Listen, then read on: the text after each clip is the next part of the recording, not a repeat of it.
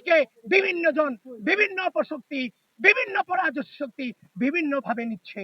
স্পষ্ট ভাবে জানিয়ে দিতে চাই, এই ঢাকা বিশ্ববিদ্যালয়ের মাটিতে আগামী 9 সেপ্টেম্বর ডাকসু নির্বাচন অনুষ্ঠিত হতেই হবে, হতেই হবে, হতেই হবে। লুকে দিবে স্বার্থকার, ডাকসু আমার অধিকার, লুকে দিবে স্বার্থকার। এবং এবং এই বিশ্ববিদ্যালয় প্রশাসন এই রিটের পক্ষে যে আইনজীবী নিযুক্ত করেছে সে হচ্ছে শিশির মণি।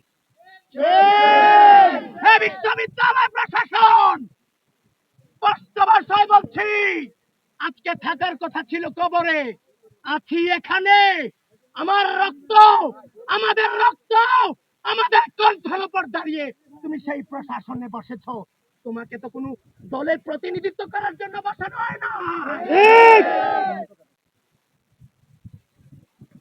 প্রিয় ঢাকা বিশ্ববিদ্যালয়, ঢাকা বিশ্ববিদ্যালয়ের মাটিতে আগামী 9 সেপ্টেম্বর ডাকসু নির্বাচন হতে হবে এবং উপস্থিত যে ছাত্রবৃন্দ এখানে আছেন আপনাদেরকে স্পষ্ট নির্দেশনা দিচ্ছি, আমাদের প্রচার কার্যক্রম এখান থেকে আবার আমরা রুট টু রুট ফিরে যাব, হরতুয়াল ফিরে যাব।